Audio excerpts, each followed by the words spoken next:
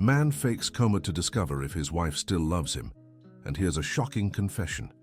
Robert Wilson controlled every muscle in his face to stay still as he felt Jennifer's warm hand on his chest. The machines around him emitted constant beeps and the oxygen mask covered part of his face, but beneath it his lips trembled with nerves. 3 days had passed since he decided to fake a coma after the car accident that had really happened, though it wasn't as serious as everyone thought. The desperate decision came when Robert overheard a phone call Jennifer made 2 days before the accident. She was whispering in the bathroom with someone, saying she couldn't live a lie anymore and needed to make a decision. Those words had haunted him ever since. "Honey, I know you can hear me," Jennifer whispered, her voice trembling. "The doctors said coma patients can sometimes hear what's happening around them." Robert felt his heart race. 22 years of marriage, 2 children raised together, a whole life built side by side. Did any of it mean anything to her? The insecurity he'd always carried inside had turned into an obsession these past few months. Jennifer seemed distant, came home late from work, received messages she quickly deleted from her phone. "I need to tell you something," Jennifer continued, glancing around to make sure they were alone in the room. "Something I've been holding on to for a long time." Robert's body tensed involuntarily, but he forced his muscles to relax. This was exactly the opportunity he'd been waiting for. Finally, he'd learned the truth about how his wife really felt about him. "Remember when we met in college?" Jennifer gently stroked his face. "You were always so insecure. Always. Thinking I'd leave you for another man. And I'd always reassure you, tell you you were being paranoid." Her words cut like a knife. Robert remembered it perfectly. Since they started dating, he'd lived in fear that Jennifer, so beautiful and smart, would find someone better. She was studying law. He was just a computer technician doing odd jobs to pay for school. But the truth is, Jennifer paused, taking a deep breath. "The truth is, you always had a reason to doubt." Robert's world collapsed in that moment. Even while pretending to be unconscious, he felt a pain in his chest that had nothing to do with the accident. His hands, which should have been still, trembled slightly. "Not in the way you think," Jennifer continued quickly as if sensing his agony. "I never cheated on you, Robert. There was never another man. But..." The silence stretched for long seconds. Robert could hear his own heartbeat in his ears, mixed with the sound of the medical machines. "But I never could love you the way you deserved." The words echoed in the room like a gunshot. Robert felt as if all the air had left his lungs. 22 years of marriage, 22 years of a lie. "I tried. I swear I tried." Jennifer began to cry. "You were always a good man, a wonderful father to Brandon and Emily. Hard-working, honest, loving, everything a woman could want. But I never felt that passion you felt for me." Robert wanted to scream, wanted to jump out of bed and confront her. But he knew if he did that now, he'd lose the chance to hear everything she had to say. Maybe there was more. Maybe things were even worse than he'd imagined. "When you proposed, I said yes because I thought love would come with time. My mother always said marriage was built on companionship, that passion was just for soap operas. And you were so in love with me." Jennifer wiped her tears with the back of her hand. Robert managed to see her through his nearly closed eyelids. She looked more fragile there, more vulnerable than he'd ever seen her.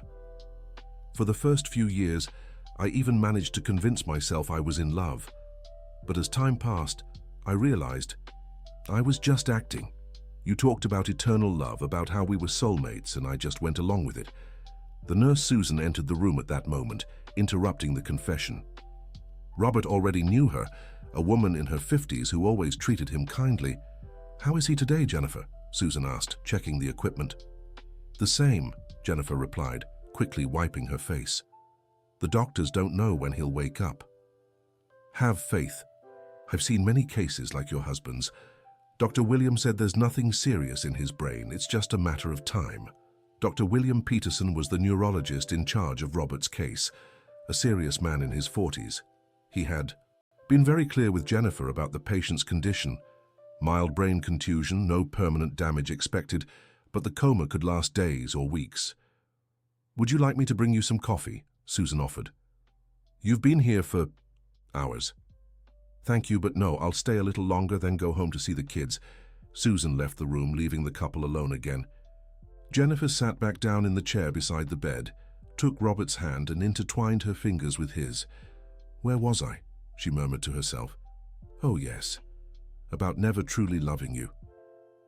Dear listener, if you're enjoying the story, don't forget to like and especially subscribe to the channel. It really helps us newcomers. Now back to it. The words cut through Robert like razor blades. Jennifer continued, but you know what's worse? What really fills me with guilt? That you always knew. Deep down, you always knew something was wrong between us. That's why the paranoia, the constant insecurity, the questions about where I was, who I was talking to. Robert remembered all the fights. Him asking why she never showed affection in public, why she rarely initiated touch, why she seemed distant during intimate moments. Jennifer always said he was exaggerating, that she just wasn't the demonstrative type. And I always turned it around on you, Jennifer went on, her voice full of remorse. Said you were pathologically jealous, possessive, paranoid, made you feel guilty for questioning our relationship, when in truth, you were just being honest. You felt something was wrong because it really was. The room fell silent again. Jennifer stood and walked to the window, looking down at the hospital courtyard. It was late afternoon, and the lights were starting to come on in Portland, Oregon, where they'd lived for 15 years. Do you remember when we moved here? Jennifer returned to the bedside. You were so excited about your new job at the tech company, said you could finally give me the life I deserved. And me, I just thought maybe moving would help me fall in love with you for real. Robert remembered perfectly. He'd landed a job as an IT coordinator at a mid-sized company in the city. It wasn't his dream job, but it paid well and offered stability. Jennifer had managed to transfer her position at the law firm. It seemed like a fresh start for the whole family. But it didn't work. Jennifer sighed heavily. If anything, it got worse, because you became even more affectionate, more attentive. You insisted on bringing me flowers every Friday, planning romantic dinners, telling me you loved me multiple times a day. And there I was, pretending to return it all. The memories flooded Robert's mind like a downpour. Every time he tried to be romantic, Jennifer seemed uncomfortable. Every time he spoke of love, she would only smile without responding. Every time he initiated affection, she seemed to just be fulfilling a duty. The worst part is that you're a wonderful person, Jennifer began crying again. Any woman would be lucky to have a husband like you, but I just can't feel what I'm supposed to feel. And it kills me with guilt every day. The door opened again. This time it was Dr. William making his afternoon rounds. Tall, with graying hair and always very serious, he greeted Jennifer with a nod. "How are you feeling, Mrs. Jennifer?" he asked while checking the monitors. "Tired," she admitted. "Doctor, how much longer can he stay like this?" "It's hard to predict. As I've explained, his brain hasn't suffered severe damage. It's only a matter of time before he wakes up naturally. It could be tomorrow, it could be 2 weeks from now." "And when he wakes up, will he remember everything that happened before the accident?" Jennifer's question made Robert's heart race. Was she worried he'd remember something specific? Were there more secrets he didn't know about? "Normally, yes," the doctor replied. "There might be slight memory loss related to the hours right before the trauma, but that's rare in cases like his." "And can he hear what we're saying here?" "Some studies suggest yes, but there's no scientific certainty. Why do you ask?" "Just curious." Jennifer deflected. "I've been talking to him, hoping it helps." "It can't hurt. Keep talking to him. Either way, it shows your care, and that's important for his recovery." The doctor finished the exam and left, leaving the couple alone again. Jennifer stayed silent for a few minutes, as if organizing her thoughts. "You know what moment stood out the most to me all these years?" She began again. "It was our 15th wedding anniversary. You had prepared a surprise, remember? You decorated the room with candles, bought champagne, even hired a babysitter for the kids." Robert remembered that night clearly. He had planned every little detail, wanting it to be a special night to celebrate their union. "You were so happy, so excited. You talked about how perfect our life was, how lucky we were to have found true love. And there I was, smiling and agreeing. but feeling like the worst person in the world. Jennifer's words were like daggers. Robert recalled his own excitement. That night, how grateful he felt to have such a close family, such a special wife. When you fell asleep, I stayed up all night watching you. And for the first time, I admitted to myself that I would never be able to love you the way you deserved. That I was living a lie and making you live one too. The silence that followed was broken by footsteps in the hallway. It was shift change time and the hospital grew busier. Jennifer checked her watch and sighed. I need to pick up the kids. From school. Brandon has soccer practice at 7, and Emily has a math test tomorrow. The kids. Brandon, 15, and Emily, 12. How would this revelation affect them? Robert thought about how he'd always tried to be a good father, how he devoted his weekends to them, how he helped with homework. They ask about you every day, Jennifer continued, adjusting her bag. Brandon tries to act tough, but I can see he's worried. Emily cries alone in her room. They love you so much, Robert, and I know you love them too. She leaned over the bed and gently kissed Robert's forehead. The touch was soft, tender, but he now knew there was no passion behind that gesture. I'm leaving now, but I'll be back early tomorrow. The doctor said it's important to keep a regular visiting schedule. Jennifer headed for the door but stopped on the threshold and turned to look at him one more time. I want you to know that even though I couldn't love you the way I should have, I've always respected you. I've always admired your character, your dedication to family. You're too good a man to deserve a wife who only pretends to love you. With those words, she left the room, leaving Robert alone with his torturous thoughts. The beeping monitors seemed to echo his racing heartbeat. His whole life had been an act. All the love he thought he'd received was just pity or worse, obligation. The hours dragged by slowly. Nurses came and went to check the equipment, but Robert barely registered their presence. His mind was consumed by Jennifer's revelations. How had he not seen it before? The signs were all there, but he'd chosen to believe her words, rather than trust his own instincts. Around 10 at night, when the hospital had grown quieter, Robert heard familiar footsteps approaching. It was Jennifer returning, probably after putting the kids to bed. Hi, honey, she whispered, sitting back down, in the chair beside his bed. The kids sent their love. Brandon said when you wake up, you two will finish building that computer you started before the accident. The computer project. Robert had promised his son they'd build a gaming PC together.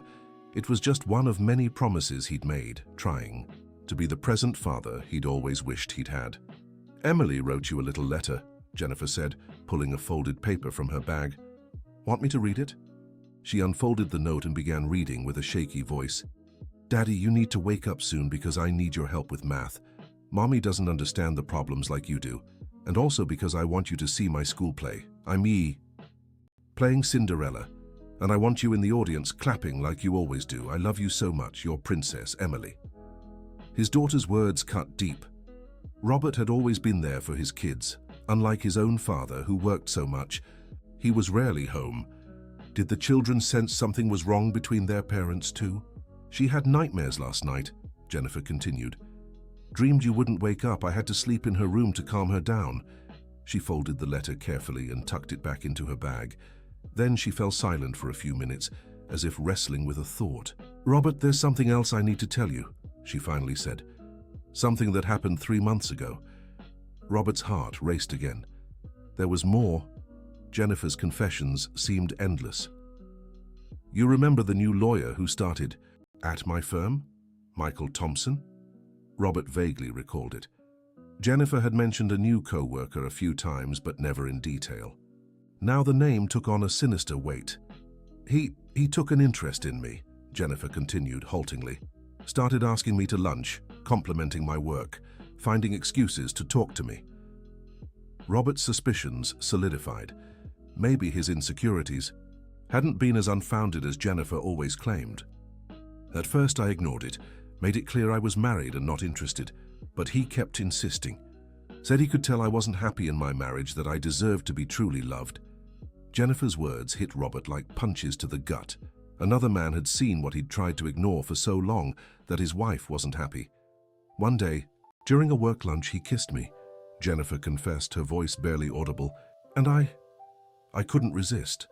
Robert's world completely collapsed in that moment. All the pain he felt from the previous confession multiplied exponentially. His wife had kissed another man. The betrayal he had always feared had finally happened. It was just a kiss, Jennifer hurried to clarify.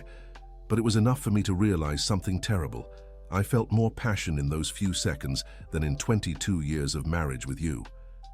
Tears began streaming down Jennifer's face as she continued her confession. Robert felt a mix of anger, pain, and despair like never before. After that kiss, I knew I couldn't keep pretending anymore. It wasn't fair to me, it wasn't. Fair to you, and it wasn't fair to the kids. I had to make a decision. So that was it. The phone call Robert had overheard, where Jennifer talked about not being able to live a lie anymore. She was planning to leave him for Michael. I scheduled to talk with him the following week, Jennifer went on. I was going to say we needed to stop everything, that I couldn't destroy my family over a feeling. Robert felt a flicker of hope. Maybe Jennifer had chosen to stay with the family after all. But before I could talk to him, you had the accident. Jennifer sighed heavily. And now I'm here, feeling like the worst person in the world, because part of me feels relieved to have an excuse not to make that decision. Jennifer's words echoed in the silent room. Robert realized he was at a crossroads. He could keep pretending to be in a coma and uncover even more painful truths, or he could wake up and confront everything he'd heard. I should tell you everything when you wake up, Jennifer murmured. But how? How do I look into your eyes and say I never truly loved you? How do I explain that I kissed another man? How do I destroy our family with these truths? Nurse Susan returned for the nightly checkup, interrupting the intimate moment again. Robert used the time to try and process everything he'd heard. His entire life had been a lie. His wife had never loved him, was interested in another man, and now felt trapped because of the accident. How is he tonight? Susan asked, checking the monitors. The same, Jennifer replied. Sometimes I get the feeling he can hear me, but it must just be my imagination. Not necessarily. I've treated patients who remembered conversations they had while unconscious. The brain is a mystery. Susan finished her check and left again. Jennifer stayed silent for a few minutes, clearly emotionally drained. I need to go home, she finally said. Brandon has school early tomorrow and Emily needs to study for her test. She stood up but hesitated before leaving. Robert, if you really can hear me, I need you to know how sorry I am. So very sorry. You didn't deserve a wife like me. You deserved someone who loved you as much as you love. Jennifer leaned in again and kissed his forehead, lingering for a few seconds. I'll try to find a way to fix all this when you wake up. I don't know how, but I'll try. And once more, she left the room, leaving Robert alone with the crushing weight of the revelations. The night passed slowly, marked only by the sounds of medical equipment and occasional footsteps in the hallway. Robert couldn't relax for even a moment. His mind raced, processing every word Jennifer had said. How had he been so blind? How had he not seen that his wife was only pretending to love him? The first light of dawn began to filter through the hospital window when Robert heard familiar footsteps approaching again. Jennifer was returning just as she'd promised. "Good morning, love," she whispered, sitting in the now familiar chair. "I brought coffee for me and some water to moisten your lips in case you need it." She seemed calmer than the night before, as if opening up had eased some of the weight she carried.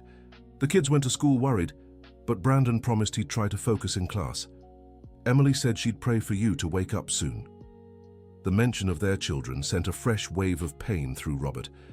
How would this situation affect Brandon and Emily? Would they have to grow up in a home where their parents didn't truly love each other? Or worse, would they have to deal with their parents' separation?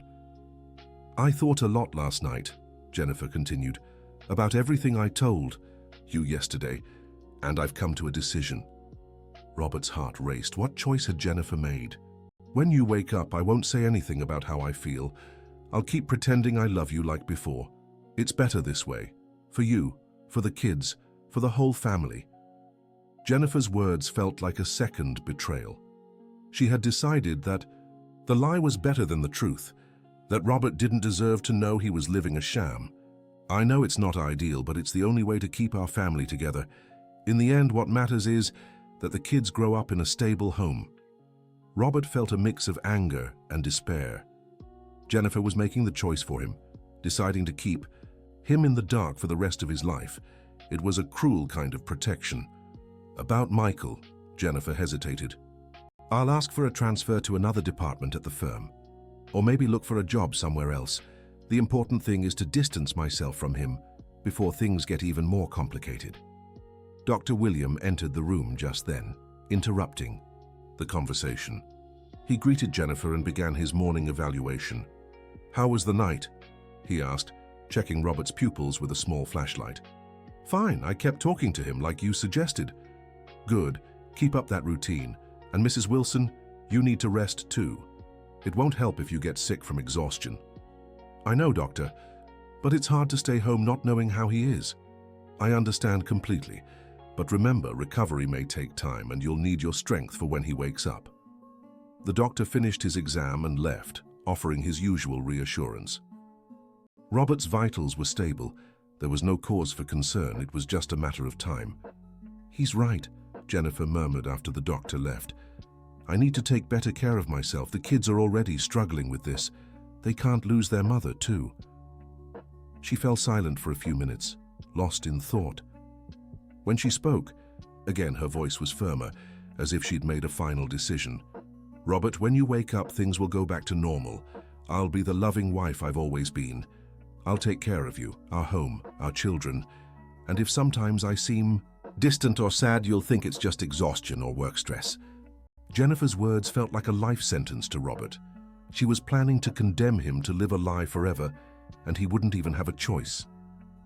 Maybe with time I'll develop deeper feelings for you. Maybe it's possible to learn to love someone. Many marriages work that way. The door opened again. This time it was Susan bringing the breakfast Jennifer had ordered. How's our patient today? The nurse asked, checking the equipment. The same, Jennifer replied, taking the coffee cup. Sometimes I think he'll open his eyes any second, but then nothing happens. Be patient. The brain heals at its own pace. I've seen cases where people were in comas for weeks and woke up perfectly fine. Susan arranged some medications on the tray beside the bed and left again. Jennifer took a few sips of coffee before continuing to speak. You know what hurts me the most in all of this, she said, placing the cup on the small table. It's knowing that you always suspected something was wrong, and I always made you feel guilty about it. The memories flooded Robert's mind like an avalanche. Every time he had questioned Jennifer's behavior, every time he had felt something wasn't right, she had always managed to turn the situation around, making him believe the problem was with him. Remember that fight we had last year? Jennifer went on. You said it felt like I was just playing a role, like an actress pretending to be a loving wife. Robert remembered that argument perfectly. It had been one of the few times he had openly expressed his suspicions about Jennifer's feelings. And I got furious. I said you were being unfair, that I did love you, but I wasn't the type to show affection all the time. I said you were being possessive and insecure. Jennifer's voice trembled as she recalled the fight. But the truth is, you were right, I really was just acting.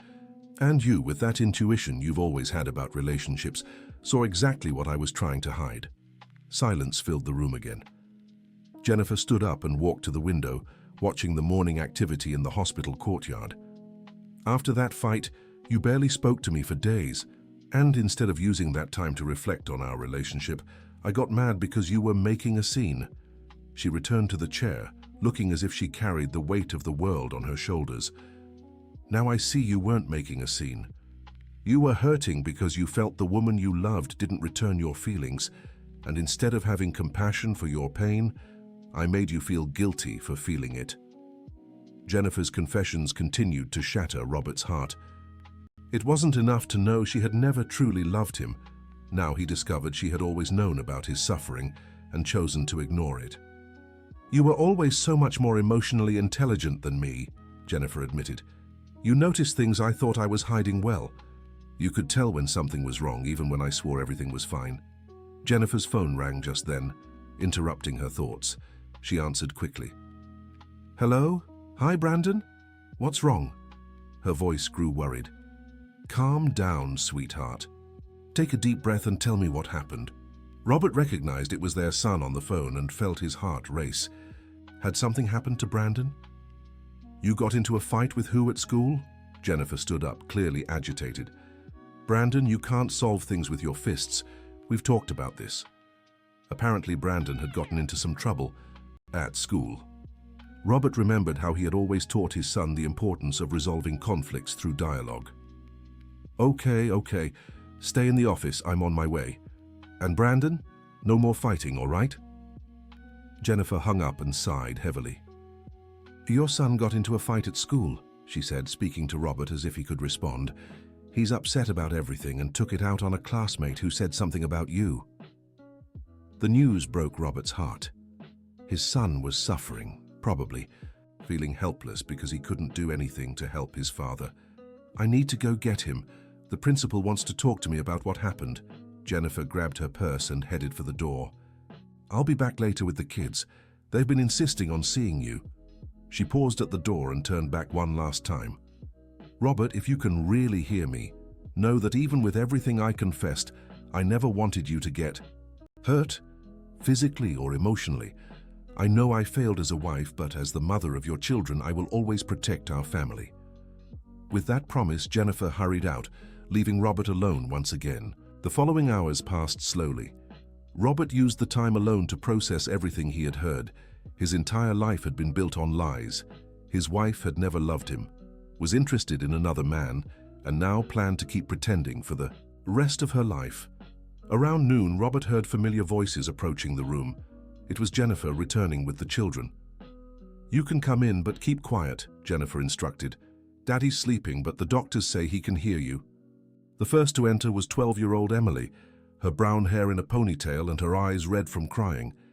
Brandon followed close behind, trying to appear strong despite the worry on his face. Hi, Daddy, Emily whispered, stepping closer to the bed.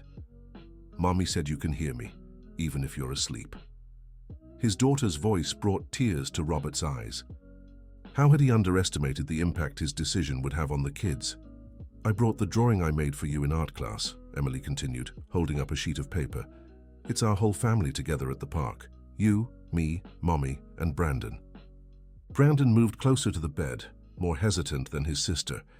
Dad, you need to wake up soon, he said, trying to keep his voice steady. Mom needs help and I don't know how to take care of Emily right. His son's words cut deep. At 15, Brandon was trying to shoulder responsibilities that weren't his to bear. And also, Brandon hesitated. Also, because I really miss you. It's not the same without you at home. Jennifer stepped closer to the children, visibly emotional. Come on, let's let Daddy rest a bit. You can come back tomorrow. But I want to stay longer, Emily protested. Promise you'll bring us back tomorrow. I promise, sweetheart. Now let's go. You both have homework to do. The children reluctantly said their goodbyes, and Jennifer lingered for a few minutes. See how much they love you, she said, looking at Robert. That's why I need to keep our family together. They don't deserve to suffer because of my mistakes. Jennifer adjusted her purse to leave, but stopped when she heard footsteps approaching. It was someone Robert didn't recognize at first. Jennifer? A man's voice called from the doorway. Robert's blood ran cold as Jennifer turned quickly, clearly surprised. Michael, what are you doing here? Michael Thompson, the lawyer, who had kissed Jennifer. Robert could finally put a voice to the man threatening to destroy his marriage. I heard about the accident from people at the firm, Michael said, stepping into the room. I came to see how you were doing. You shouldn't be here, Jennifer replied, clearly uncomfortable. Why not? We're co-workers. It's only natural I'd be concerned. Robert could tell Michael was playing dumb, acting as if there was nothing between them, but the tension in the air was palpable. How is he? Michael asked, glancing at Robert in the bed. The doctors say there's no serious damage. It's just a matter of time before he wakes up. That's good. It must be really hard for you and the kids. It is, Jennifer said curtly. That's why I need to go. They're waiting for me in the car. Jennifer, wait. Michael grabbed her arm as she tried to leave. I need to talk to you about our conversation last month. There's nothing to talk about, Michael. I already told you it was a mistake. But that was before the accident. Things are different now. You need to think about what's best for you. Robert felt an intense rage taking over him. Michael was trying to take advantage of his vulnerable situation to win Jennifer over. "What's best for me is to take care of my family," Jennifer replied firmly. "My husband needs me now." "Your husband won't even notice if you leave right now," Michael pressed. "Jennifer, you said you weren't happy in your marriage. That could be your chance for a fresh start." "I don't want a fresh start." Jennifer pulled her arm away. "I want you to forget me and forget what happened between us. You can't pretend you felt nothing in that kiss." "I can and I will. Now please leave." Michael stood still for a few seconds, clearly frustrated. "Fine, but Jennifer, if you change your mind, you know where to find me." He walked out of the room, leaving Jennifer visibly shaken. She sank heavily into a chair, burying her face in her hands. "My God," she murmured, as if things weren't already complicated enough. Robert realized the situation was even more complex than he'd imagined. Michael wasn't willing to give up on Jennifer easily, and she seemed genuinely torn about her feelings. "Robert, if you can hear me, you need to know I won't let our family fall apart," Jennifer said, looking straight at him. "No matter what I feel or don't feel, you and the kids are my priority now." Her words sounded sincere, but Robert knew she was struggling with her own emotions. That kiss with Michael had awakened something in her that 22 years of marriage hadn't. "I'll request a transfer to another city if I have to," Jennifer continued, "or even leave the firm entirely. The important thing is to get away from him before I do something foolish." She stood up and walked to the window again, lost in thought. When she spoke next, her voice was full of determination. "When you wake up, we'll talk about taking a family trip. Maybe to the coast like we always planned, or to that countryside ranch you've always wanted to visit." The idea of a family trip struck Robert as ironic. How could they be happy together, knowing all these unspoken truths? "The kids need to see we're a united family, and I need to remind myself what's important in life." Jennifer grabbed her purse and headed for the door once more. "I need to take the kids home and make dinner. Brandon has a test tomorrow and Emily needs to practice piano." She paused in the doorway and turned to give Robert one last look. "Good night, sweetheart. Dream of good things. When you wake up, we'll rebuild our life together." Once again, Jennifer left, leaving Robert alone under the crushing weight of all these revelations. The night promised to be long and full of painful reflection. The hours passed slowly. Robert couldn't stop thinking about the conversation between Jennifer and Michael. The other man clearly wasn't giving up, and Robert feared his wife's resolve might not be strong enough to resist. Around midnight, when the hospital was nearly silent, Robert heard footsteps approaching again. Was Jennifer coming back? But these steps were different, heavier. When the person entered the room, Robert recognized the voice. It was Michael. "I know you can't hear me," Michael said, stepping closer to the bed, "but I need to say this to someone, even if it's just an unconscious man." Robert's heart raced. What was Michael doing here in the middle of the night? "Jennifer is an incredible woman," Michael continued. "Smart, beautiful, devoted, but she's wasting her life with someone who doesn't make her happy." Michael's words were like daggers in Robert's heart. How dare this man walk into his room and talk about his wife? "I can make her happy in a way you never could," Michael continued. "I can awaken a passion in her she didn't even know existed." William wanted to scream, wanted to get up and confront Michael, but he forced himself to stay still. "And when you wake up," Michael said, leaning over the bed, "you'll see you've lost your wife, not to an accident or an illness, but to a man who truly knows how to love her." Michael stayed there for a few seconds, as if studying William's face. "Enjoy this time of unconsciousness," he murmured, "because when you wake up, your perfect life will be over." With that sinister threat, Michael left the room, leaving William in a state of total panic. It wasn't enough to have discovered his wife never loved him. Now he was certain she was being actively pursued by another man. The rest of the night passed in sleepless agony for William. His mind raced frantically, trying to find a solution to the nightmare his life had become. How could he compete with Michael if he kept pretending to be in a coma? And how could he wake up and face everything without revealing he'd heard all of Jennifer's confessions? The first light of dawn brought a new day, but no answers to William's dilemmas. He heard the morning sounds of the hospital, nurses chatting in the hallway, monitors beeping in distant rooms, medication carts creaking across the floor. Around 8 in the morning, Jennifer arrived as usual. She looked tired, as if she'd slept poorly too. "Good morning, sweetheart," she whispered, sitting in the familiar chair. "I brought fresh flowers. Daisies, your favorite." William didn't even know daisies were his favorite flowers. It was just one more of the many things Jennifer had made up over the years to maintain the illusion of their perfect relationship. The kids sent their love. Brandon finished the test he was worried about, and Emily finally understood that math problem. The everyday life of his family continued, seemingly normal, while William's world crumbled silently around him. "Oh, and I have some news," Jennifer said, trying to sound cheerful. "I spoke to my boss last night. I'm going to request a transfer to the Seattle branch. It's closer. I can come and go in the same day if needed." The news took William by surprise.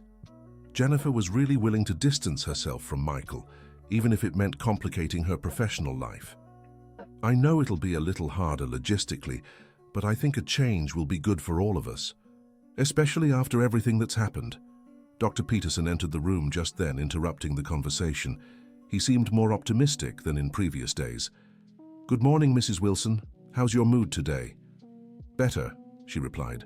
"I've made some decisions that will help our family move forward." "Great.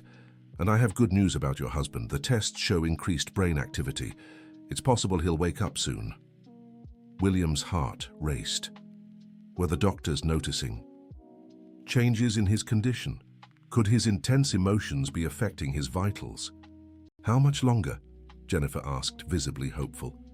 "Hard to say. It could be today, tomorrow, or next week, but all signs point to an imminent recovery." "And when he wakes up, will he be normal? No lasting effects?" "According to the tests, yes, there might be some initial confusion. That's normal after a coma. But nothing suggests permanent damage." The doctor finished his assessment and left, leaving Jennifer visibly more upbeat. "Did you hear that, sweetheart?" she said, taking William's hand. "You'll wake up soon, and when you do, we'll start all over again." Dear listener, if you're enjoying the story, please take a moment to like and especially subscribe to the channel. It helps us a lot as we're just starting out. Now continuing. Jennifer's words sounded like both a promise and a threat at the same time. Starting over meant continuing to live the lie, pretending nothing had changed. "I already called the children's school principal," Jennifer went on. "I told them about the possible move to Seattle. They said they could help find good schools there." Robert realized Jennifer was seriously planning a radical change in their lives. Maybe this was her way of escaping the temptation represented by Michael. Brandon wasn't too thrilled about switching schools mid-year, but I explained that sometimes we have to make sacrifices for family. The door opened at that moment, and to Robert's horror, it was Michael who walked in. Jennifer startled at the sight of him. "Michael, what are you doing here again?" "We need to talk, Jennifer. I can't accept your decision to transfer." "It's not your decision to accept or not," Jennifer replied, clearly irritated. "It's my life." "Exactly. It's your life, and you're throwing away the chance to be happy because of guilt." Robert watched the tension between them through half-closed eyes. Michael seemed determined not to give up on Jennifer. "My happiness is with my family," Jennifer insisted. "Is it really?" Michael stepped closer. "Because that's not what you told me 3 months ago. You said you felt trapped, that you weren't happy. Things changed after the accident." "Changed? Or are you hiding behind the accident to avoid facing your true feelings?" Jennifer stood up, visibly agitated. "My true feelings don't matter right now. My husband needs me." "Your husband, who never made you happy," Michael pressed. "Jennifer, you have the right to pursue your happiness, not at the expense of my children's stability. And what if they realize their mother isn't happy? Do you think that's better for them?" Michael's question hit Jennifer like a punch. Robert could see she hadn't considered that possibility. "The kids won't notice anything," Jennifer replied, but her voice lacked conviction. Of course they will. Kids notice everything, and when they grow up, they'll remember having a mother who sacrificed her happiness. Is that what you want? To teach them about relationships? Jennifer fell silent, clearly shaken by Michael's arguments. Jennifer, Michael moved even closer. You know you feel something for me. You can't pretend that kiss meant nothing. It did, Jennifer admitted quietly, but not enough to destroy my family. It wouldn't be destruction. It'd be rebuilding. Creating something real instead of keeping up a charade. Michael's words echoed in the quiet room. Robert could tell the other man knew Jennifer's weaknesses all too well. Think about it, Michael continued. Your husband could wake up today, tomorrow, or next week, but when he does, you'll still have the same problems as before. The same lack of connection, the same emptiness. Maybe we can work on it together, Jennifer tried to argue. You've had 22 years to work on it. What's different now? The question hung in the air. Jennifer didn't have a convincing answer. I need to go, she finally said. The kids are waiting for me. Jennifer, just answer me one thing. Michael took her hand as she passed by. If your husband hadn't had the accident, would you have come to me that Monday to talk? Jennifer hesitated for a few seconds before answering. Yes, she whispered. I would have. And what were you going to tell me? That we needed to stop. That I couldn't destroy my family. Even knowing you feel something for me. Especially because of that. Michael slowly let go of her hand. You're an admirable woman, Jennifer, but sometimes the right thing to do isn't the noblest. Sometimes it's the most honest. Honesty can hurt a lot of people. And lies don't? Jennifer didn't answer. She simply left the room, leaving Michael alone with Robert once again. Did you hear that? Michael said, addressing the motionless figure in the bed. Your wife admitted she feels something for me, and you still think she'll choose to stay with you when you wake up? Michael stepped closer to the bed again. Jennifer is a loyal woman, I'll admit that. But loyalty without love is just a prison. Sooner or later she'll realize that. He left the room, leaving Robert in complete despair. The situation was deteriorating fast, and he felt powerless to do anything. The next few hours passed in a blur of doctor visits, nursing checks, and long stretches of silence. Robert tried to process everything he'd witnessed, but his mind was too muddled to form a coherent plan. By late afternoon, Jennifer returned with the kids for a quick visit. Brandon and Emily seemed a little more upbeat, probably because Jennifer had told them about the doctor's optimistic prognosis. Daddy, I brought my report card for you to see, Emily said, holding up the paper. I got good grades in all my subjects, even math. And I scored a goal at soccer practice, Brandon added. The coach said I might start in the next game. The children's voices brought a sharp pang to Robert's heart. They were trying to be strong, trying to keep things normal amid the family crisis. Let's let Daddy rest now, Jennifer said after a few minutes. Tomorrow's Saturday, you can stay longer. The kids said reluctant goodbyes, and Jennifer lingered behind as usual. They're handling things better, she remarked. Brandon even smiled during lunch today. Jennifer sat in the chair and stayed quiet for a few minutes, as if gathering her thoughts. Robert, I need to tell you about the conversation I had with Michael today, she finally said. Robert's heart raced. Was Jennifer about to confess what had happened? He came here again trying to convince me to leave you, said I have a right to be happy, that I shouldn't sacrifice my life for the family. Jennifer paused, as if weighing her words carefully. And you know what the hardest part was? For a moment I almost believed him. I almost thought he was right. Jennifer's words hit Robert like punches to the gut. But then I remembered what really matters. I remembered you taking care of the kids when they were sick. How hard you worked to provide for our family. How you've always supported my career choices. Jennifer took Robert's hand and squeezed it gently. I remembered that love isn't just passion and butterflies. Love is also partnership, being there through hard times, building a life together.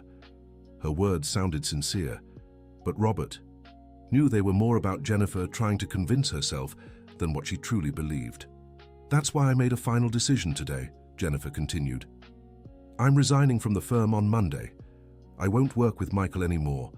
Won't put myself in situations that could hurt our family. The statement took Robert by surprise. Was Jennifer really willing to sacrifice her career to distance herself from Michael? I know it'll be tough financially at first, but I can open my own practice here in Portland, or work as a freelance consultant. What matters is not relying on him professionally anymore. Jennifer stood and walked to the window, gazing at the city below. And when you wake up, we'll take that trip we always planned, to Florida, remember? You always wanted to see the beaches there. The idea of the trip sounded more like an escape than romance to Robert. Jennifer was trying to solve their problems by running away from them. It'll be good for the whole family, Jennifer continued. Some time away from routine, just the four of us. The kids will love it. She went back to the chair and sat down again. And maybe during this trip, I'll remember why I married you, why I chose to build a life with you. Jennifer's words sounded more like a prayer than a statement. She was desperate to find feelings that might never have existed. Robert, when you wake up, I promise I'll try to be the wife you deserve. I'll do my best to feel for you. What you feel for me. Jennifer's promise was well-intentioned, but Robert knew feelings couldn't be forced. She could try to pretend for the rest of her life, but there would always be a part of her that remained empty. Jennifer's phone rang at that moment. She answered quickly. Hello? Her expression changed immediately. Michael, I already told you I don't want to talk to you anymore. Robert felt his stomach tighten. Michael wasn't giving up. No, I can't meet you to talk. I've already said everything I needed to say. Jennifer stood up and moved away from the bed, trying to keep the conversation private. Michael, please understand. My decision is final. I won't leave my family. There was a pause as Michael spoke on the other end. That doesn't matter anymore, Jennifer replied. What I feel or don't feel isn't relevant now. Another pause. No, I won't change my mind, and if you really care about me, you'll respect my decision. Jennifer hung up forcefully, clearly agitated. He just won't stop, she murmured, returning to Robert's side. He keeps insisting I'm making a mistake, that I'm throwing away my chance at happiness. She sank heavily into the chair. And you know what's worse? Part of me agrees with him. Part of me wants to chase the passion I felt in that kiss. Jennifer's confession was like a dagger to Robert's heart. But I can't, she went on. I can't destroy the lives of two innocent children over an emotional whim. Jennifer buried her face in her hands, clearly exhausted. Sometimes, I think it would be easier if you didn't wake up, she whispered. Then I wouldn't have to face the reality of our marriage. Her words hung in the room like a bomb. Was she really wishing he wouldn't wake up? That he would die to solve her problems? No, Jennifer corrected herself quickly. That's not what I mean. Of course I want you to wake up. It's just that I'm afraid of what will happen when you do. She stood and began pacing the room. How can I look into your eyes knowing everything I feel for another man? How can I kiss you, knowing I've already kissed Michael? How can I say I love you when I know it's a lie? Jennifer's questions revealed the true dilemma she faced. It wasn't just about choosing between two men. It was about living with guilt and lies for the rest of her life. Maybe Michael is right, she murmured. Maybe the honest thing to do is tell the truth and face the consequences. Bernskay. Heart raced. Was Jennifer considering confessing everything when he woke up? But the kids, she continued. How do I explain to Brandon and Emily that their mother never truly loved their father? How will they understand that? Jennifer sat back down, looking like she carried the weight of the world on her shoulders. I need more time to think, she concluded. I need to find a way to fix this without hurting anyone. She remained silent for several minutes, lost in thought. Robert, if you can really hear me, forgive me for all of this. Forgive me for never loving you the way I should have. Forgive me for kissing another man. Forgive me for being so confused right now. Tears began streaming down Jennifer's face. You didn't deserve a wife like me. You deserved someone who loved you with the same intensity you love. Someone who didn't spend their life pretending to feel things they didn't. Jennifer leaned over the bed and gently kissed Robert's forehead. When you wake up, I'll try to be honest about everything. I don't know how, but I'll try. You deserve the truth, even if it hurts." With that terrible promise, Jennifer left the room, leaving Robert in complete panic. Was she planning to tell him everything when he woke up? How would he react without revealing he already knew it all? The night passed slowly, punctuated by Robert's torturous thoughts. His situation was becoming unbearable. He couldn't keep pretending to be in a coma forever, but he also didn't know how to wake up and face the whole truth. Around 3 in the morning, Robert heard stealthy footsteps approaching the room. It was too late for a nurse to be doing routine checks. When the person entered, Robert immediately recognized Michael. "I came to say goodbye," Michael said, stepping closer to the bed. "Jennifer has made her decision, and I need to respect it." Robert felt a mix of relief and suspicion. Was it possible Michael was really giving up? "But before I go, I want you to know one thing," Michael continued. "Jennifer will never be completely happy with you. There will always be a part of her that wonders what life would have been like if she'd made a different choice." Michael's words were cruel, but Robert knew there was truth in them. "And you'll always feel like something is missing. Because it will be. Jennifer might pretend for the rest of her life, but both of you will know it's just an act." Michael leaned over the bed, bringing his face close to Robert's. "Enjoy your victory," he whispered, "but remember, keeping someone by your side isn't the same as winning their love." With that devastating remark, Michael left the room for the last time, leaving Robert with the sinking feeling that even though he'd won Jennifer, he'd lost something far more important, the illusion that he was loved. Dawn arrived, bringing a new perspective for Robert. He realized he could no longer keep pretending to be in a coma. The situation was causing too much pain for everyone involved, including himself. When Jennifer arrived for her morning visit, Robert made a decision.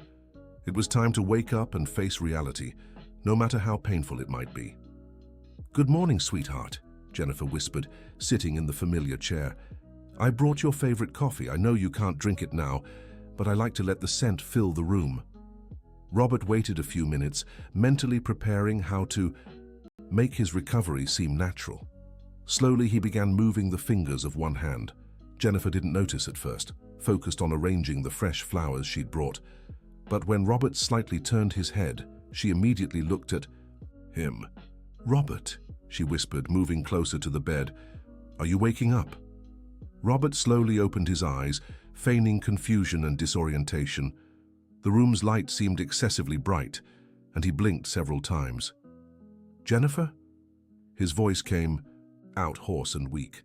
Where am I?" "You're in the hospital, sweetheart," Jennifer said, tears of relief running down her face. "You were in a car accident and have been in a coma for almost a week." Robert tried to sit up, pretending weakness. "A week?" he murmured. "I don't remember anything." "Easy, just lie back." Jennifer helped him settle against the pillows. "I'll call the doctor." She pressed the call button, and within minutes, Dr. William entered the room, followed by Nurse Susan. "Mr. Robert," the doctor exclaimed, clearly pleased. "How are you feeling?" "Confused?" Robert answered honestly. "My head hurts, and I don't remember the accident." "That's normal," reassured the doctor.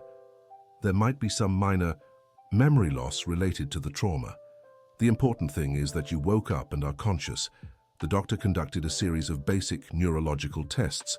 He asked Robert to move his arms and legs, checked his reflexes, and tested his visual focus. "Everything seems normal," the doctor concluded. "I'll order some additional tests, but the initial signs are very positive." "When can I go home?" Robert asked. "Easy now," the doctor smiled. "First, we need to make sure everything's working perfectly. Probably a few more days of observation." After the doctor left, Robert and Jennifer were alone in the room. She held his hand tightly, as if afraid he might disappear again. "You scared me so much," she said, trying to control her emotions. I thought I might lose you." "I'm here," Robert replied, studying Jennifer's face carefully. "And the kids? How are they?" "Worried, but okay. They'll be so happy when they hear you woke up." Jennifer seemed genuinely relieved, but Robert could sense the tension behind her joy. She knew she'd now have to face the promises she'd made while he was unconscious. Jennifer, Robert said softly. While I was in the coma, I had some strange dreams, very vivid dreams. Jennifer's face paled slightly. What kind of dreams? I dreamed you were here talking to me, telling me things about our life, about our relationship. Robert watched Jennifer's reaction closely. She tried to keep her composure, but he could see panic in her eyes. The doctors. Say that's common, she deflected. Coma patients sometimes incorporate real voices into their dreams. Maybe, Robert agreed. But the dreams felt so real, like you were really here talking to me. Jennifer fell silent for a few seconds, clearly uncomfortable with where the conversation was going. The important thing is that you woke up, she finally said. Now we can focus on your recovery. Yes, Robert agreed. And on our family. I feel like we need to talk about some things once I'm out of here. The tension in the room became palpable. Jennifer knew exactly what Robert wanted to discuss, even if he hadn't been specific. Of course, she replied, trying to sound natural. But first, let's focus on you getting better. Nurse Susan entered just then to check Robert's vitals, interrupting the tense conversation. How are you feeling, Mr. Robert? She asked, glancing at the monitor. Better, he answered. Still a little confused, but better. That's normal. Recovery from a coma can take a few days to be complete. Do you need anything? I'd like to see my kids, Robert said. I'll talk to the doctor, Susan promised. He'll probably allow visits starting tomorrow. After the nurse left, Jennifer stood up to go.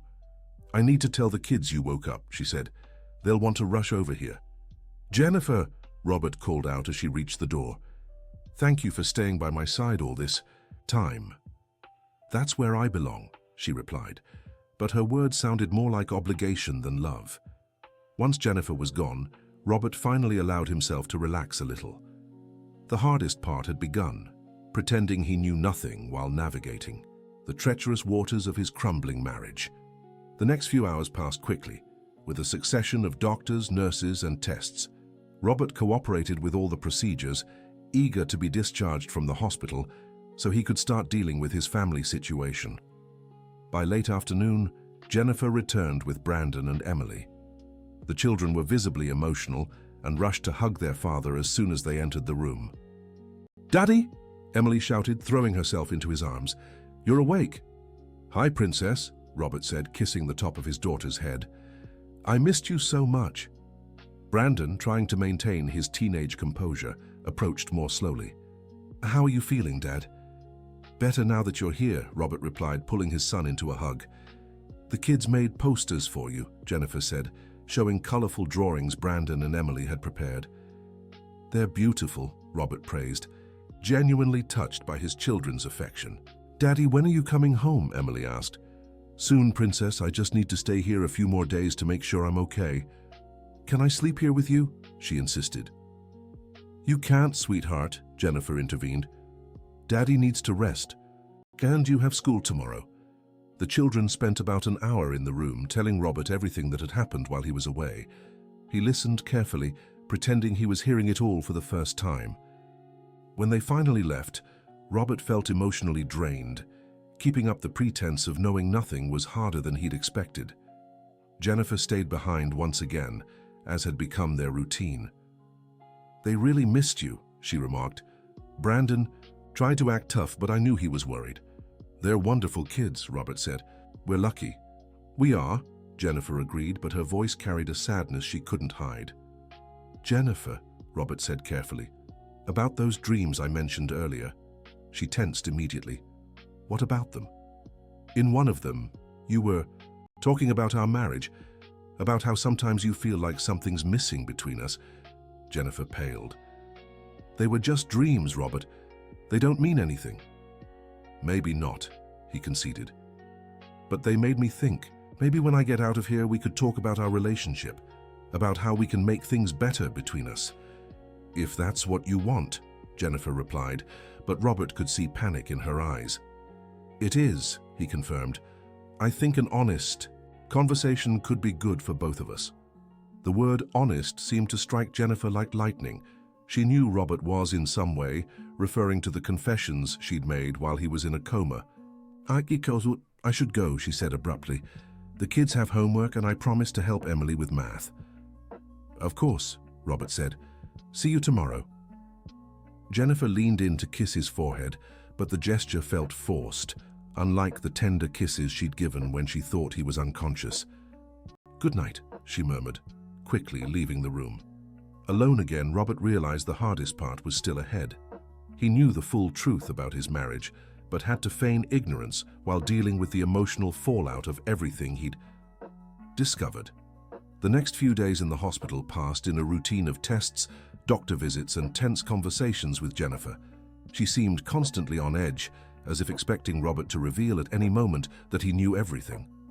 Michael never returned to the hospital, but Robert knew he remained a constant presence in Jennifer's thoughts. Sometimes she seemed distant, lost in daydreams that likely involved the other man. On Thursday, Dr. William finally discharged. Robert, all your tests came back normal, the doctor explained. You can go home, but be careful for the first few weeks. No excessive physical exertion. When can I return to work? Robert asked. Take a full week of rest, then you can resume light activities. But if you feel dizzy or get headaches, stop immediately. Jennifer helped Robert get dressed and gather his belongings.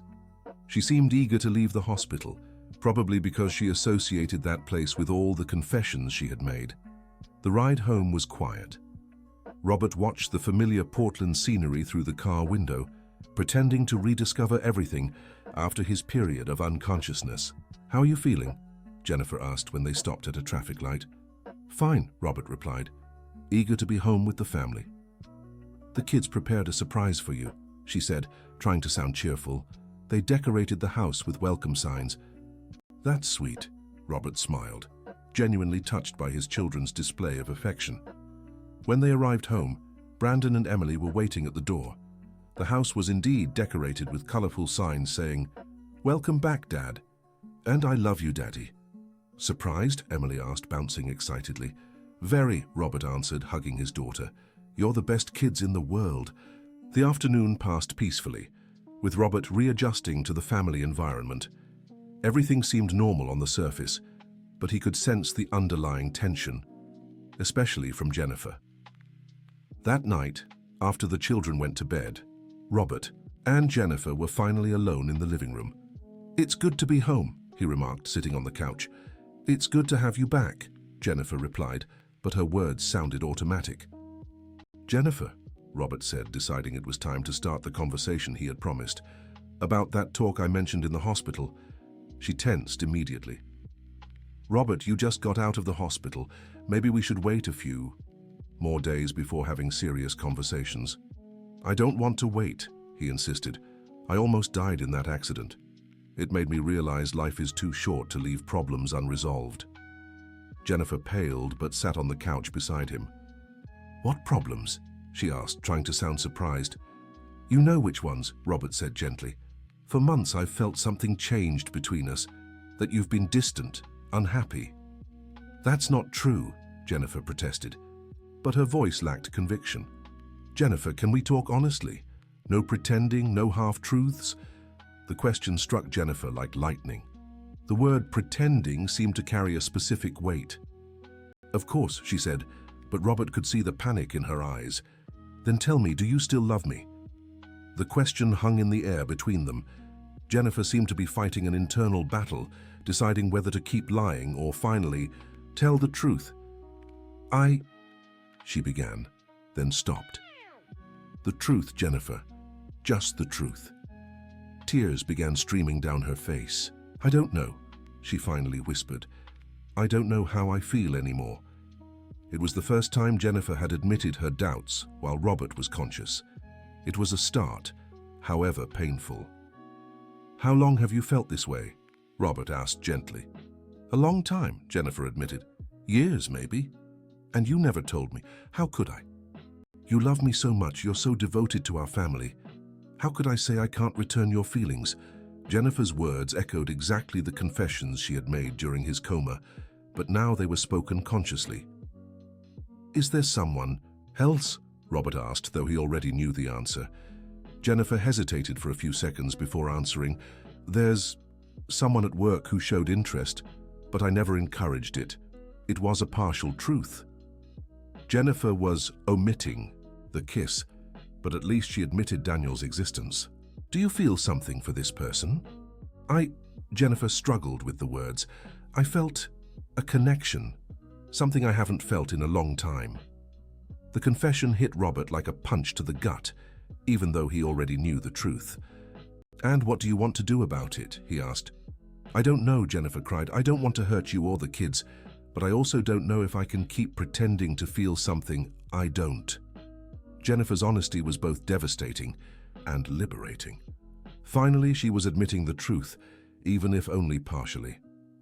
Maybe, Robert said carefully, maybe we should consider a temporary separation to give you time to figure out what you really want. The suggestion took Jennifer by surprise. You'd let me go even knowing I might never come back? If it's what you need to be happy, yes. Jennifer looked at him with a mix of admiration and sadness.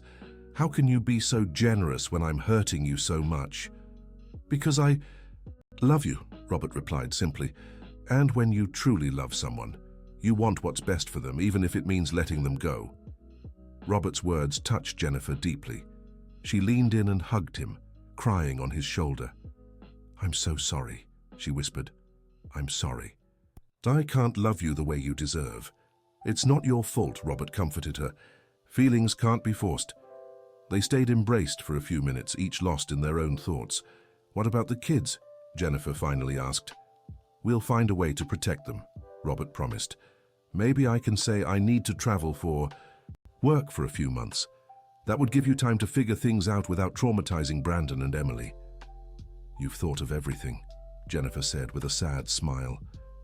Always putting others before yourself. That's how love works, Robert replied. Dear listener, if you're enjoying the story, don't forget to like and especially subscribe to the channel. It helps us a lot as we're just starting out.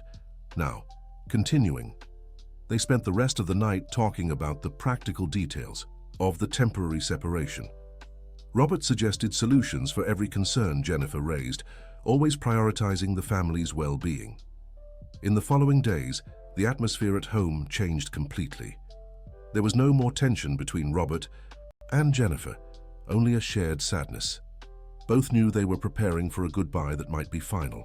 Robert made up a story about a work opportunity in New York City that would require his absence for a few months. The kids were sad, but accepted the explanation without question. Promise you'll call every day? Emily asked. I promise, sweetheart, Robert assured her, hugging his daughter. And you'll come back for my soccer game in December? Brandon asked. Wouldn't miss it for the world, Robert promised, though he wasn't sure it would be true. On the eve of his departure, Robert and Jennifer had one last private conversation. Are you sure you want to do this? She asked. I am, Robert confirmed. You deserve the chance to see if you can be happy with someone else. And what if I realize I can? What if I decide to stay with Michael? Then I'll accept it and find a way to move on. How can you be so mature about this? Jennifer shook her head in admiration. Because going through that accident made me realize what truly matters, and what matters is your happiness, even if it's not with me. Jennifer moved closer and kissed his forehead gently. Thank you, she whispered. Thank you for giving me this freedom. The next morning, Robert left for New York City, carrying only a small suitcase and a broken heart. He had rented a small apartment in the capital where he would spend the next few months trying to rebuild his life. The first weeks were the hardest. Robert tried to maintain his routine, calling the children every day as he had promised, but he felt a constant ache in his chest.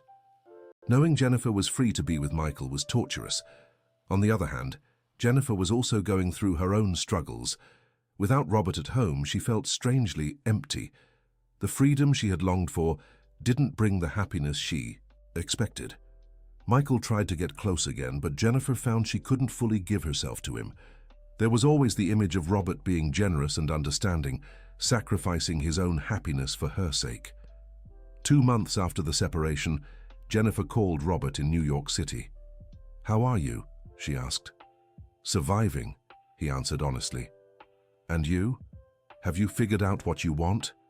That's the problem, Jennifer sighed. I thought it would be easier. That being free, I could fully embrace what I feel for Michael. And you can't? No. Every time I'm with him, I think of you, of your generosity, your understanding. How you gave up your happiness for mine. Robert felt his heart race but tried not to get his hopes up. And what does that mean? It means I'm more confused than ever, because I realized what I feel for Michael is passion, desire. But what I feel for you, it's something else. Admiration, respect, gratitude. But it's not love, Robert finished. I don't even know what love is anymore, Jennifer admitted. I always thought love was passion, fire, desire, but maybe love is also companionship, loyalty, dedication. Maybe it's all of those things together, Robert suggested. Maybe. Robert, can I ask you something? Of course. Can I come visit? I want to talk in person. The kids can stay with my mom for the weekend. Robert hesitated. Seeing Jennifer again could be torture or a chance for reconciliation. You can come, he finally said.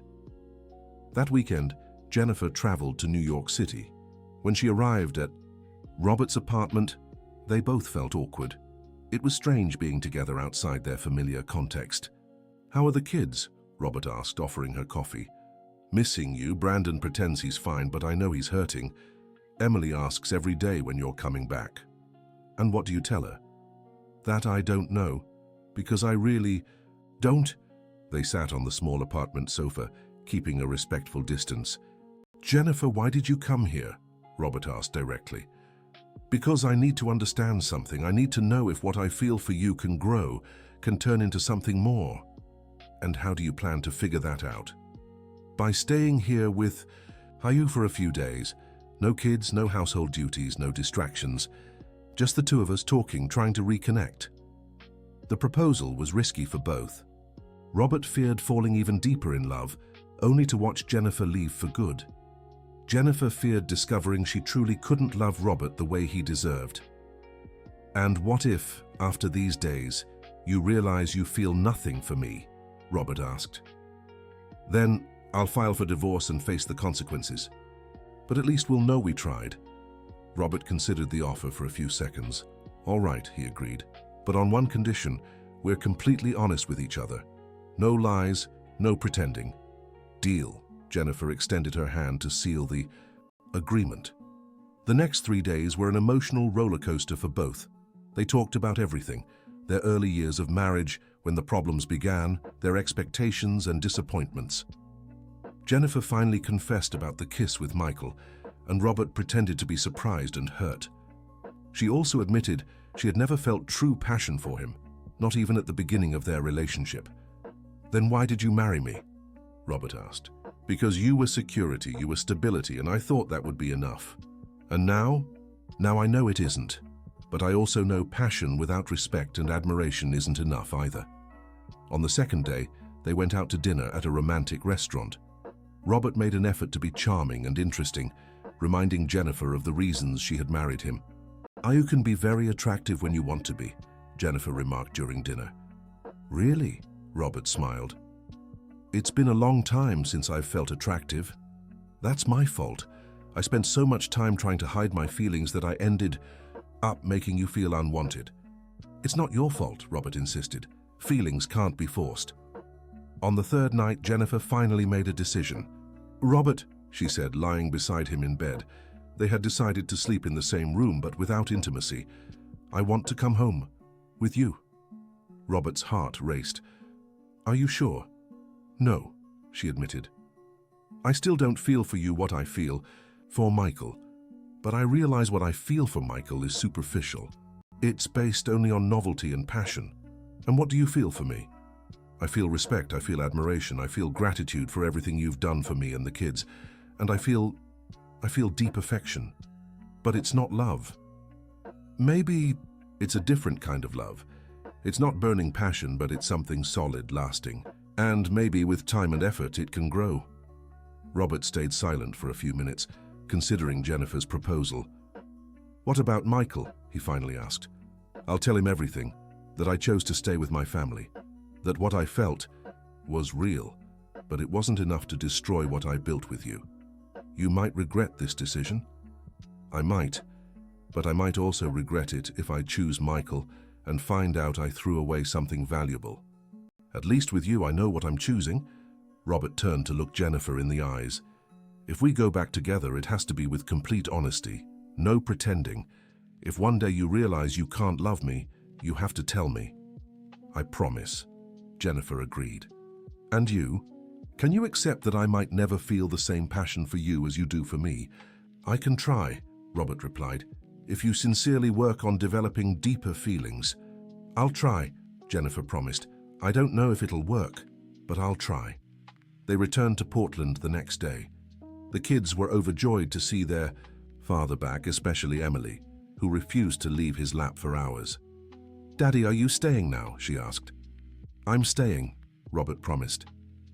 "I won't travel anymore." In the months that followed, Robert and Jennifer consciously worked to rebuild their relationship. It wasn't easy for either of them. Jennifer made an effort to be more affectionate and expressive, while Robert tried to accept that her love was different from his. There were difficult moments. Sometimes Jennifer caught herself thinking about Michael and feeling guilty. Other times Robert wondered if he was settling for less than he deserved.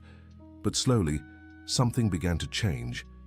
Jennifer came to admire Robert's patience and generosity even more, and that admiration gradually turned into something deeper. One day, about 6 months after their return, Jennifer surprised Robert with an unexpected declaration. "I think I'm falling in love with you," she said during dinner. "What do you mean?" Robert asked, surprised. "It's not the same passion I felt for Michael. It's something different, deeper. It's seeing how you treat the kids, how you sacrifice for the family, how you forgave me for everything I did. And is that enough for you? It's more than enough. It's real. It's lasting. It's real love, not just desire or passion." Robert felt an intense emotion taking over him. After years of feeling unloved, Jennifer was finally developing genuine feelings for him. "I'm afraid I might be fooling myself," she continued. "But when I wake up in the morning and see you sleeping beside me, I feel a peace I've never felt before. And when you smile at me, my heart races in a different way." "Different? How?" "It's not just desire, it's happiness. It's gratitude for having someone so special in my life." Robert stood up and hugged Jennifer tenderly. "Thank you," he whispered in her ear. "Thank you for trying, for making the effort, for giving me this chance." "Thank you," Jennifer replied, "for loving me so much that you were willing to let me go so I could discover what I truly wanted." 2 years later, Robert and Jennifer renewed their wedding vows in an intimate ceremony with only close family present. This time, when Jennifer said, "I love you," she truly meant every word. "Do you know what the most beautiful part of this whole story was?" Jennifer said during her speech at the ceremony. "It was realizing that true love isn't just about passion or desire. It's about choosing every single day to stand by someone. It's about admiration, respect, companionship, and yes, forgiveness too." She looked at Robert with tears in her eyes. "My husband taught me that loving someone sometimes means letting them go so they can choose to come back. And today I choose to stay. Not out of obligation, not out of convenience, but out of love. Real, deep, and true love." Robert never told Jennifer that he had faked the coma to uncover her true feelings. He kept that secret as a reminder that sometimes the truth can be discovered in unexpected ways, and that true love always finds a way to flourish, even under the most unlikely circumstances. The Wilson family rebuilt their lives on a stronger, more honest foundation. Brandon graduated high school with honors and earned a scholarship for engineering. Emily grew into a confident and caring teenager, always proud of the parents who had overcome their struggles. Robert never doubted Jennifer's feelings again, because now they were shown every day through small gestures, loving words, and most of all, through her conscious choice to stand by his side. And Jennifer discovered that mature love, built on mutual respect and admiration, was far more fulfilling and lasting than the shallow passion she had once felt for Michael. She learned that loving someone isn't just about butterflies in your stomach. It's about wanting to build an entire life with them. In the end, the accident that nearly destroyed the Wilson family turned out to be the catalyst for them to find a truer, deeper love. Robert realized that sometimes you have to almost lose something to truly appreciate it, and Jennifer learned that real love doesn't strike like lightning. It grows slowly, strengthening with each passing day.